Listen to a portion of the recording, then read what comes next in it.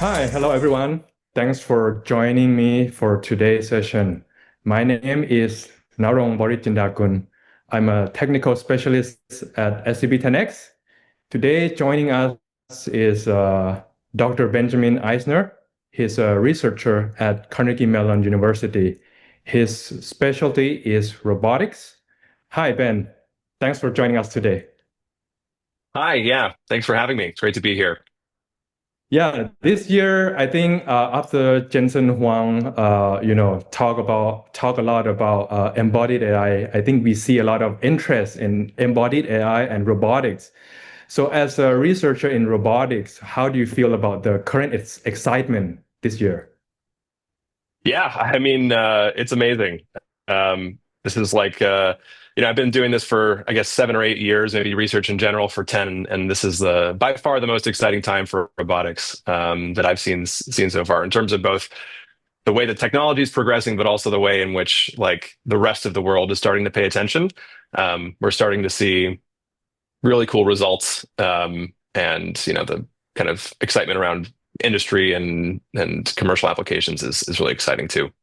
Yeah, that's great to hear. So I want to lay the foundation for some of our audience because some of our audience may not be familiar with the evolution of how robotics are being trained and being learned. So could you walk us through the difference between like the evolution of robotics training, like from model-based modular design that we have perception, planning, and control, those kind of stuff, Mhm. and the learning-based end-to-end system where we have perception and then neural network and then to control. Yeah. Sure. Yeah. Kind of from a historical perspective, obviously before any of this machine learning stuff came up, there was tons of robotics already. And those systems were all based on kind of good old-fashioned engineering and physics, and where you kind of understood all the inputs and outputs of your system. You could write down control algorithms to control your robot, and you had like a perfect kind of understanding uh, of the entire system. And that works really well when all the inputs and outputs are like fully understood beforehand. You can think of assembly lines with automotive manufacturing where the robot only needs to do exactly one thing over and over again. Um, then in the last like 10, 15 years, as machine learning has kind of um, emerged onto the scene, there was this beginning to kind of chip away at some of the problems around like perception and control that had made robots really difficult to deploy elsewhere. I mean, maybe the most high profile version of this is all the autonomous driving kind of systems where yes, like they're you can think of companies like Waymo from Google and some of the other self-driving companies. They began to kind of chip away at some of the more difficult like perception problems and some of the decision-making problems by just sprinkling into their like broadly still fundamentally control-based and model-based systems, sprinkling in a little bit more machine learning where you could, okay, instead of having to write down every potential pedestrian or tree or car on the road, you have a deep learning system or something which consumes your raw data signals from like a camera or from LiDAR or whatever, and kind of like digests that in a way that your model-based system can understand. Mhm. And that was extremely successful. I mean, it's taken a while to roll out, but very successful paradigm shift. That was, the story of the 2010s, I think, is like this development of systems which kind of are broadly still model based and modular, and they have like well-engineered systems. And robotics. Same goes for a lot of industrial manipulation. You started to see like the Amazon picking challenge is a great example of this, where they still had very modular systems, and you just have a little bit of intelligence, data driven from your sensors, whatever, kind of sprinkled in. Um, and then in the last 5 years, obviously, outside of robotics and language models and vision models, there's been an absolute explosion in kind of end-to-end performance for many different tasks, and people have really been starting to jump into trying to understand, okay, what are the limitations of the model-based, even model plus machine learning approaches from that have been really successful in certain domains. totally unsuccessful in other domains, right? Like, laundry folding is the classic example here of something which has escaped robotics for years and years and years. And only recently, in the last 2 or 3 years, have these kind of end-to-end approaches. And there's a lot of different technologies that have kind of unlocked at the same time to enable this. But like, you just kind of throw away a lot of the traditional physics and traditional controls, and not all of them, but a lot of them. And we start to get these much, much, much more unstructured um, problems that are being addressable by these new style, like end-to-end large entirely data-driven systems. So that's the kind of like three buckets that I've seen and have their applications. Yeah, that's interesting to hear because we are seeing more learning-based method, right, that are being deployed now, from what I understand. And then I believe that we have like a reinforcement learning for learning-based method and imitation learning. Can you help us understand more the difference between these two methods? Sure. Imitation learning and reinforcement learning are both ways to learn skills or learn policies. That's the technical term for this. Imitation learning is exactly as it sounds, where you're kind of shown examples by somebody else. You're not really given an opportunity to practice yourself, but you just are shown examples. It's kind of like purely seeing examples without feedback. And whereas reinforcement learning is kind of, okay, I get to try out what I'm trying to do. Like I get to interact with an environment, collect some data, and I'm given some signal as to whether what I did was good or bad. And then that is a continuous data collection and learning process. It's kind of involved. Yeah, maybe the right way to say this is that imitation learning, you kind of start with all the data up front and you don't really get to collect more. So you don't really know whether what you've learned is good or not. Whereas reinforcement learning is where it's this interactive data collection thing where you collect some data, you try something out. Was it good? Was it bad? Okay. And that informs whether you know how to go and probe the system and collect more data kind of interactively. Can we say that reinforcement learning sometimes is not sample efficient? Oh yeah. I mean, that's like the classical problem for reinforcement learning. Especially, yeah, I mean that's been the biggest complaint. Like when I started my career, you needed millions and millions and millions of samples of reinforcement learning. Um, I think that's still true if you're starting from scratch. Like nobody Mhm. has like cracked, there's no free lunch here. Like you can't just like start with something which knows nothing about the world and hope that reinforcement learning from scratch you can learn that in 10 minutes. But there's definitely this kind of, you see this kind of across the board in robotics, but also outside of robotics, where you'll start with kind of an imitation learning Mhm. approach where you just have a lot of data in some capacity. You like learn something reasonable, but which is maybe not fully tuned for your application. And then you can apply reinforcement learning on top of that to kind of help guide it into much more specialized. I mean, the example here is like, let's say you're learning to play tennis, right? Like you actually can learn a lot of the basic motions just by watching somebody else, watching an instructor, watching something, and you can kind of get the basics down, but you can't actually play tennis until you play tennis, right? You need a little bit of online experience, but you don't need millions of years of experience, right? You can, once you have that model of how the world kind of works, you can tune with reinforcement learning much more efficiently. So we could have a combination of imitation learning and reinforcement learning working together. So that's what you're Yeah, saying. I'm Okay. absolutely. I mean, that's what's happening today. I mean, like ChatGPT, that's a big part of how ChatGPT, even outside of robotics, is trained. Is like a kind of imitation learning component, and then also reinforcement learning component.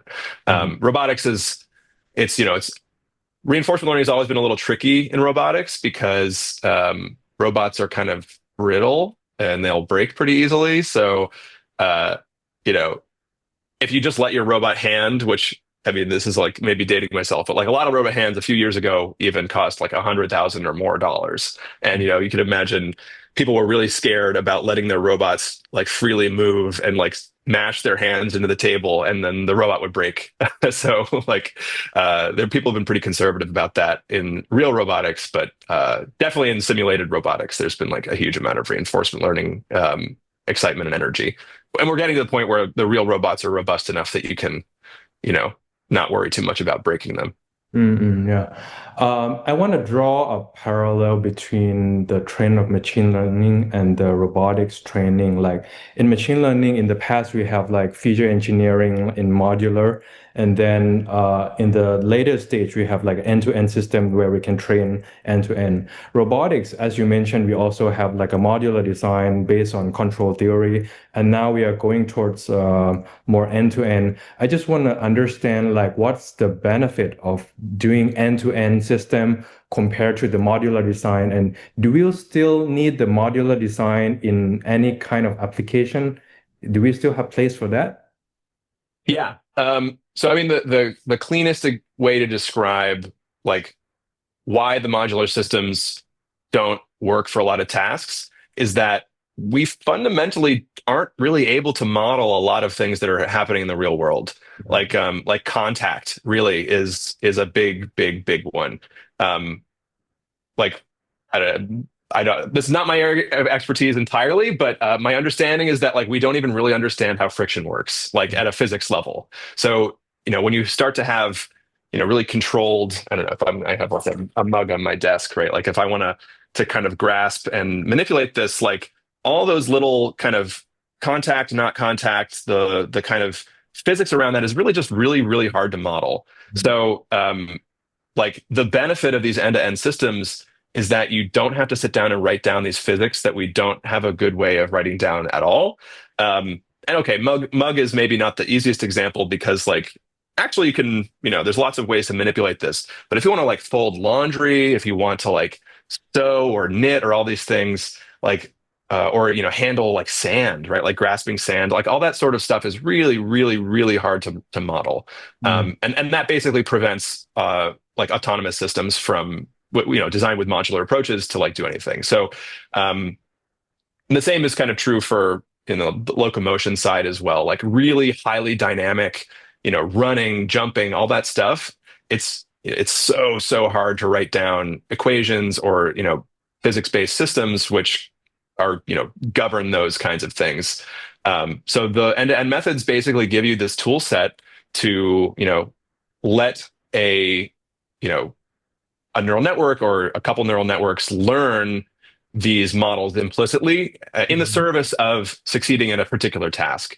Right. And, obviously you need a lot of data for a lot of these more complicated tasks, but it's really this magical transformation that's happened where you just like, we're starting to see laundry folding happening, which is extremely hard to model and has never been successfully modeled with classical methods. I think the flip side, though, is that like modular approaches like and more controls based and traditional classical whatever stuff absolutely still plays a role here. I think at the very basic level, like if a problem is solvable with classical control, like you should solve it with classical control, right? Like people have done that in industry. The reason being, you can make real guarantees about how systems perform, right? Like let's say you're a manufacturer and you like know that you need to make, I don't know, 100 bars of soap a minute, right? And you want to be able to like really understand the system and how well it's going to perform in every scenario and kind of like characterize quite rigorously so you can build a business around that.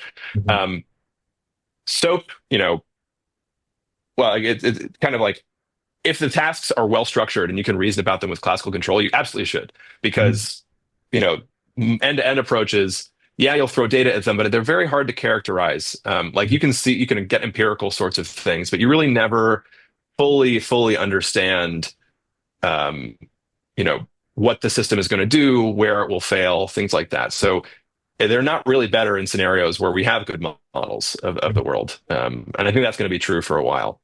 Yeah. One part you mentioned about the manipulation of objects, and then I just want to move into your one of your research, Sure. Flowbot 3D. Can you walk our audience through what is Flowbot 3D, and then how is it related to like modern robotics? Sure. Yeah. So the Flowbot 3D project, a couple years old now, was this kind of investigation at first of articulated objects. So articulated objects are, maybe the simplest kind of like objects that have the simplest amount of motion possible, like a door, right? Like a door just kind of opens in one direction. It's not like really highly complicated. It's just like one axis of motion. Um, but these are objects you want to be able to control. Like we interact with articulated objects all day long, right? We open doors, we move in and out of, we open laptops, we slide open drawers. So we kind of wanted to understand and figure out a system about like, why are humans able to go into spaces and like open doors they've never seen before? Like I've never been trained on the door to the mall, the new mall that I go to. Yeah. Like how is it that we're able to do that? Um, well, we started looking at how the kind of parts of objects and the shape and the geometry of objects that come in through, visual sensors connect not just to like understanding, oh, that is a door, Mm-hmm. but also that is how the door works. Mm-hmm. That, we were kind of starting, one of the first groups to kind of look at not just the kind of semantic understanding of the objects in the scene, but also like connecting the semantics to something more actionable, like the physical properties of the door, like because they suggest, when you see a handle, that suggests that the door, that's where you should grab, and then it will swing in a particular direction. And those are physical properties that really help you understand, decide on things. So that whole project was very much about trying to not just understand what is in the scene, but like what's possible in the scene and the physics behind these objects, and kind of get that connection from your like visual perception system to something you can actually control in the scene. And the kind of upshot there is that if you like focus on parts, if you focus on the like kind of geometric and kind of spatial features instead of the entire scene, you can generalize entirely to like you can see new doors that you've never seen before, but I see a handle. The handle tells me something about the door. So building that into a learning system, which can be trained directly from data rather than like hand coded and hard programmed. That's like the nuts and bolts of what we did. But yeah, that was this kind of how do you ground what you see and what you can do and understand the physics all kind of together, which is very useful for robotics. What kind of downstream tasks that we can expect to see, and then how can it be integrated into a larger system? Sure. So in terms of downstream tasks, kind of you can imagine a slightly more general version of this, just being able to like, look at objects and imagine what might be possible with those objects. So let's say, you come into a new kitchen or something, and your robot is tasked with something like, oh, go find me, like open a cabinet and grab a plate from the kitchen. Like being able to kind of understand and predict and imagine how those cabinets might open gives you gives your robot a really clear, first set of steps to try in order to do those things. So the work that we did is very much on like, before you even get to the kind of control and decision making, it's about, do I understand the environment and do I understand what's even possible to kind of guide the manipulation. I think, it's a little less applicable in industrial settings where you often know in advance all the objects that you're going to be working with. But I think the applications are much more on the like less structured side, where you see new scenes, you see things you've never seen before. Can you start with a good approximation or a good guess as to how the whole scene works, like how the doors work, how the drawers work, how the toaster works, all these kinds of and work meaning in like a physical sense, like there's a button, you have to press the button, and this is like goes in that direction. That sort of kind of intuition, this physical intuition. And then from what I understand, this research evolved into another research, which is called text pose, right? Yeah. So if you think about like the way I just described it is like, if I look at a scene, what could happen? We had an entirely new line of research, which is, okay, great. What could happen? What should happen? Right? Like if you watch somebody putting dishes away in your pantry or hanging mugs, or putting mugs away on your cabinet, right? You as a human, you can kind of understand, oh, they were grabbing the mug, but they were also like putting it in a particular place. And there's this spatial relationship which was achieved stacking the plates is a spatial relationship, and that's like um, what should happen is a very like spatial and geometric relationship. So that line of research, you start with what could happen, and you try and do this answer a different question, which is like what should happen to the objects, where should they go, what are the spatial relationships that Mhm. they should achieve. And that was all from this imitation learning perspective, which is you see real raw video demonstrations of humans doing things, and you kind of try and understand, oh, okay, what were they trying to accomplish with their objects? What was the spatial relationship they accomplished? Mhm. That's the kind of what should happen side of things. And I think a lot of learning these days for robotics, we need to do a lot of simulation, right? Mm, And then I just want to understand more about the challenge between the simulation and real robotics. Like there's a concept between sim to real gap. Can you explain to our audience more about sim to real gap? sure. Yes. So, I mean, sim to real has been like the big problem for a lot of us for a long time. Um, So what is this gap? The gap is essentially that, when you write down when you build a simulator, right? So it's a computer program, it has inputs, it has some physics that you've written down. Um, and some of those physics are pretty good, right? Like a rigid mug is actually pretty easy to model, that, if you apply a force here, it starts moving that direction. That's pretty good. But again, like this kind of these more complicated things like the contact, the deformable objects, even just the way that like motors, when you tell a motor to start moving, it's gonna like it like doesn't do it immediately. Like there's like this like complicated function which actually turns the motor into motion. So there's all these like parts of simulation that are really hard to model. And this has been a big problem, just being able to say, okay, we train something in simulation, it works in simulation, we go to reality, and actually the physics in reality look a little different, Mhm. from like what we saw in simulation. So what we train just doesn't work at all. Um, People have been trying to overcome this gap in a bunch of different ways. Like for instance, locomotion these days, they figured out how to do it. The kind of basically you can imagine not just like simulating one environment or one terrain. If you just like randomize, you like simulate all possible physics, all possible terrains, many different kinds of scenarios. You can actually train a robot which is walking, kind of on its feet, which you throw it at a real world scenario, and okay, this is kind of like one of those realities that I simulated before.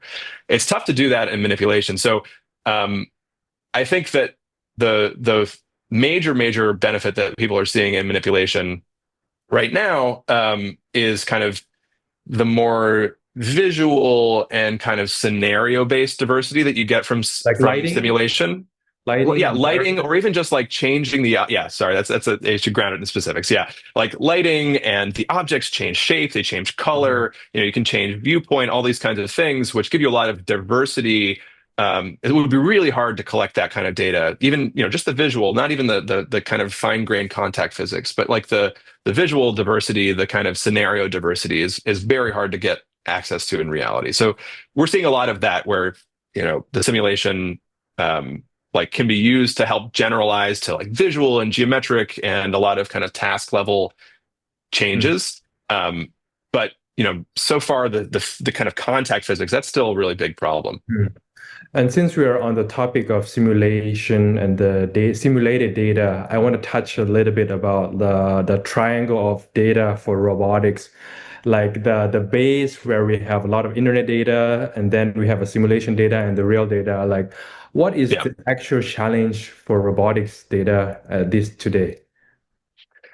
Yeah. I mean, the challenge is that there's almost no robotic data like that's actually closing the loop, I'd say. It's kind of like that tennis example I gave earlier, where like, yeah, there's a million videos of people playing tennis online, and you can learn a lot, but it doesn't give you the full story. And you just need like that, you need a lot of experience and practice on a real robot to kind of close that loop, like kind of get that last mile, like quality and dexterity and performance. And that's not, I mean, tennis is one example, but like that's true for really a lot of different manipulation tasks, sewing, fine grained finger motor control sort of things. You can't just watch videos to do that. So there's this big problem where people are trying to, you know, bootstrap, like start, you should absolutely start with these large sources of data, but they only get you some fraction of the way. And I think what people really are struggling with right now is that we don't have any robotic, like we have,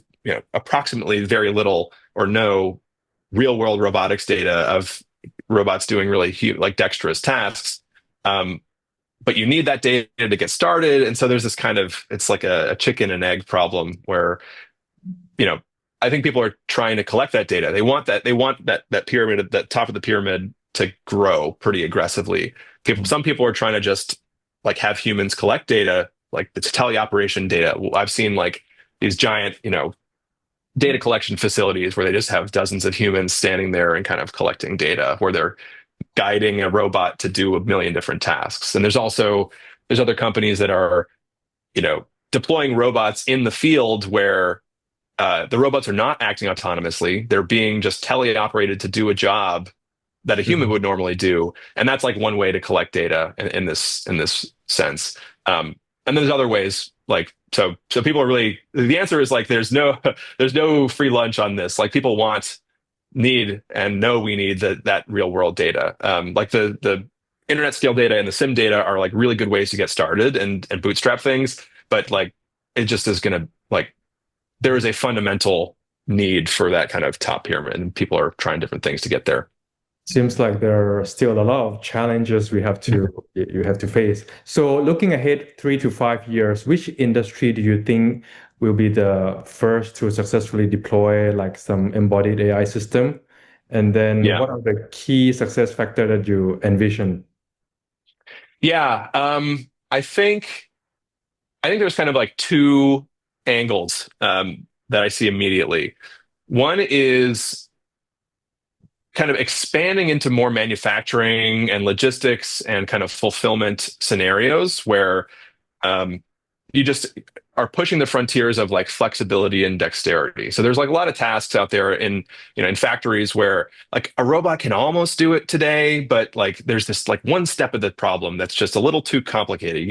Maybe you need to open a paper bag or a plastic bag or something like that. And it's just really, you know, that's just like a little too hard for traditional robots. And I think that there's a lot of tasks out there in industry where if you just had a little bit more intelligence, a little bit more dexterity in the next 3 to 5 years, you'll see, those tasks be like successfully nailed, automated. So that's one direction that I think is like pretty imminent.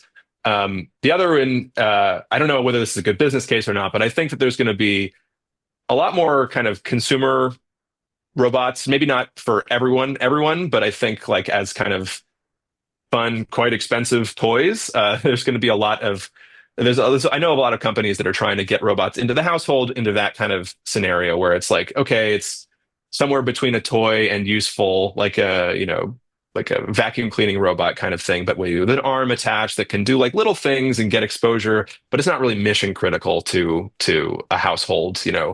Maybe something that can pick up toys for your kids, but it's not going to clean your house and do your dishes anytime soon. So those are the kind of two immediate areas that I see lots of autonomy being very successful. Mm.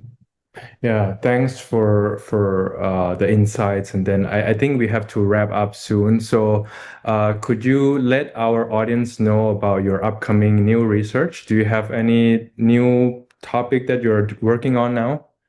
Yeah, so we're kind of like, if you we're pushing this, what could happen in a scene, what should happen in a scene, and we're basically like trying to figure out, drive down how much data do you need to learn new dexterous tasks. I'm like working on a project now, which is like, you know, how much can you information can you really get by watching another human do something?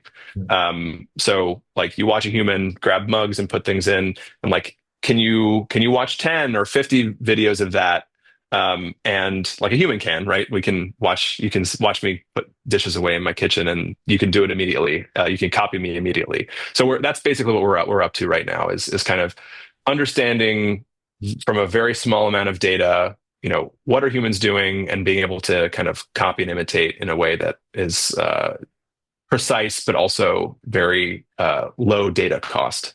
Mhm. Yeah, seems like there are lots of research that still pending to do, and then a lot of challenges we have to face in order to make embodied AI to scale like in the next 3 to 5 years. So thank you so much for all your insight, Benj. Yeah, no, it's been great chatting. Thank you very much for your time. Thank you. Yeah. Okay.